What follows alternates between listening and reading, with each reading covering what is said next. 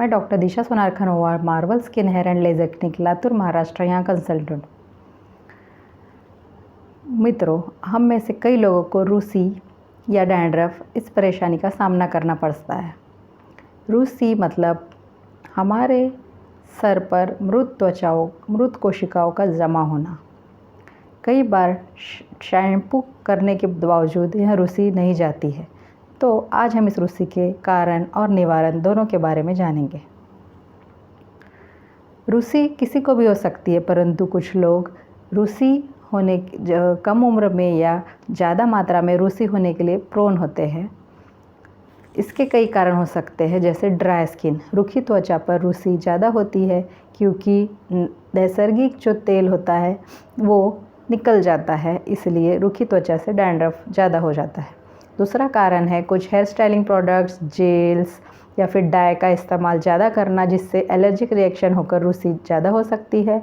तीसरा कारण है बालों में उपयुक्त मात्रा में कंघी ना करना। अगर हम बार बार कंघी नहीं करेंगे तो जो हमारे डैंड्रफ मृत कोशिकाएं निकल जाना चाहिए वह नहीं निकल पाती है और डैंड्रफ जमा हो जाती है, परतें जमा हो जाती है। चौथा कारण है कुछ बीमारियां जैसे सीबोरिक डर्माटाइटिस, स्काल्प सोरियासिस या फिर एक्जिमा। इसमें सीबोरिक डर्माटाइटिस एक सीवियर फॉर्म ऑफ डैंड्रफ है जिसमें सर की त्वचा पे, कान के पीछे, नाक के बाजू में, मुंह के चारों तरफ, नीचे के होंठ के नीचे, छाती पे और हमारे काख पे भी लाल त्वचा होना, सूज होना, जलन होना, खुजली होना और मोटी डैंड्रफ की परत, पीली कलर की ग्रीजी ऑयली परतें जमा होना, इसमें जलन होना, ये इस प्रकार की समस्या हो सकती है। यह समस्या ठंडी में या फिर टेंशन में बढ़ सकती है। कुछ छोटे बच्चों को भी यह हो सकती है, नवजात शिशु को, जिसे हम क्रेडल कैप कहते हैं।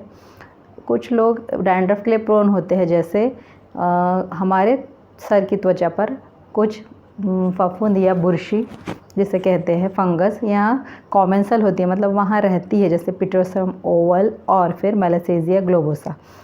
अगर हमारी प्रतिकार शक्ति कम हो जाती है तो ये फफूंद बढ़कर अधिक मात्रा में होकर इसे डैंड्रफ का रूप प्रदान कर सकती है और फिर हमें खुजली हो सकती है। इसके अलावा गर्म पानी से, ज़्यादा गर्म पानी से सर धोना से भी डैंड्रफ हो सकता है। धूल, प्रदूषण, इससे भी डैंड्रफ हो सकता है।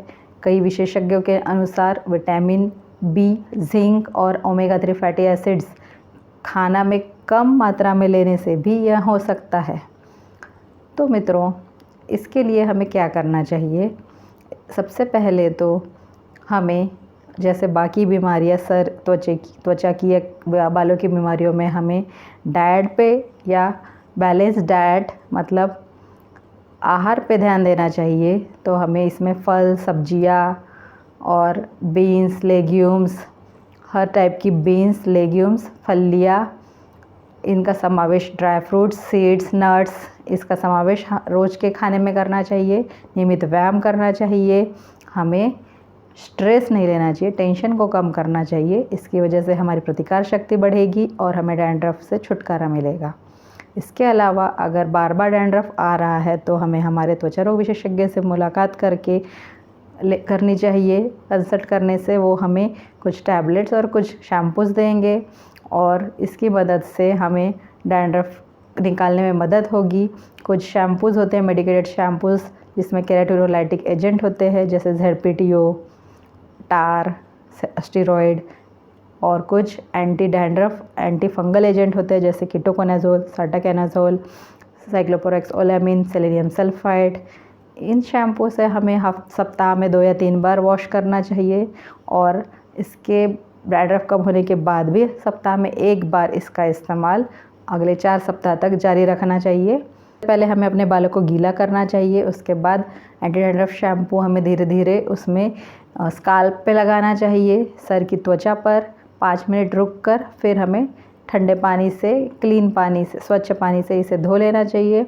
उसके बाद अगर ग्रीजीनेस निकला नहीं है, ऑयलीनेस निकला नहीं है तैलीय, तो हमें फिर से शैम्पू का इस्तेमाल करना चाहिए।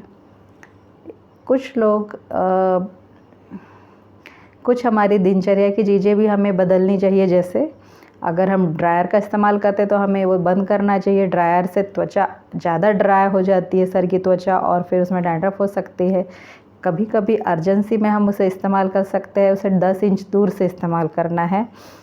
और हमें सुबह की जो सुबह की धूप है वो लेनी चाहिए, उससे फंगस कम होने में मदद होती है। और नहाने के लिए गर्म पानी का इस्तेमाल नहीं करना चाहिए।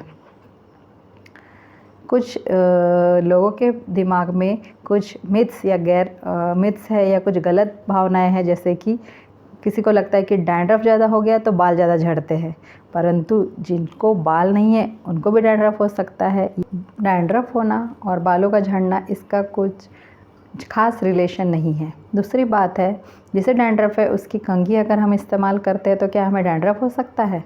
अगर हमारी प्रतिकार शक्ति कम है तो हमारे कमेंसल्स, मतलब वहाँ रहने वाले फंगस, वो बढ़कर हमें डैंड्रफ कर सकते हैं। दूसरों की कंघी इस्तेमाल करने से डर्ट या डस्ट, गंदगी तो फैल सकती है। अगर प्रतिकार शक्ति कम है तो डैंड्रफ बढ़ेगा, अन्यथा नहीं। तो मित्रों, अगर ये जानकारी आपको पसंद आई है तो वीडियो को लाइक कीजिए, चैनल को सब्सक्राइब कीजिए, वीडियो को शेयर कीजिए और कमेंट बॉक्स में कमेंट कीजिए। धन्यवाद।